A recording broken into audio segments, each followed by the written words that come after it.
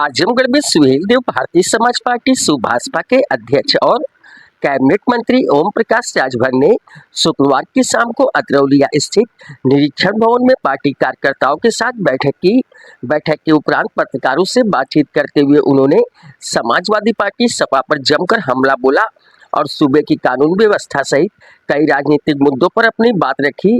राजभर ने कहा वो पिछले 2 वर्षों से अतरौलिया और आजमगढ़ के क्षेत्रों में लगातार सक्रिय हैं। उन्होंने दावा किया कि आजमगढ़ में कभी समाजवादी पार्टी के संरक्षण में चलने वाली गुंडागर्दी को उन्होंने 60 से 70% तक कम कर दिया है। उन्होंने कहा पहले यहाँ से उठाकर किसी को मार देना, हत्या कर देना, गाली देना और जमीन कब्जा करना आम बात थी, लेकिन आज इन सभी पर विराम लग चुका है। विभिन्न जिलों में हुई आपराधिक घटनाओं का जिक्र करते हुए उन्होंने सपा को घेरा। राजभर ने आरोप लगाया कि सपा का कल्चर हमेशा से दलितों और पिछड़ों के दमन कर रहा है। उन्होंने भदोही, आजमगढ़, प्रयागराज, कौशाम्बी, मऊ और देवरिया जैसी जगहों पर हुई घटनाओं का उदाहरण देते हुए कहा कि इन मामलों में सपा से जुड़े लोगों पर ही हत्या और बदसलूकी के गंभीर आरोप लगे हैं।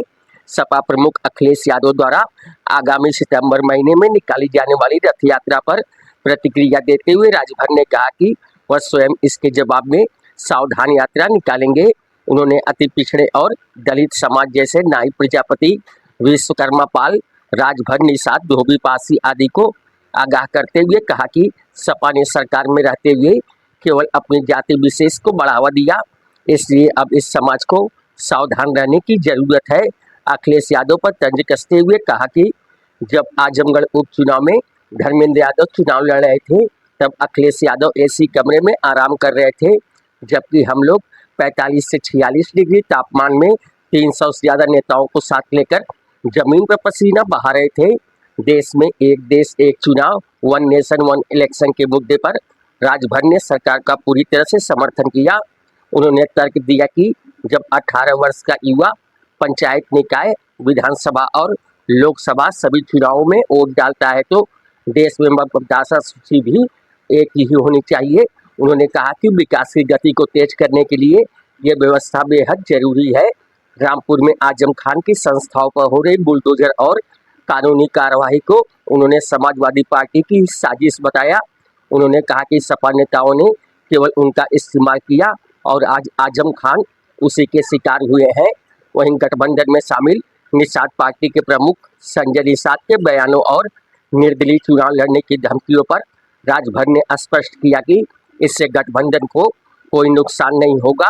उन्होंने कहा कि आज के समय में हर वर्ग तैयार है और जो लोग निर्दलीय लड़ने की बात कर रहे हैं, चुनाव मैदान में उतरते ही उन्हें अपनी असलियत का पता चल जाएगा।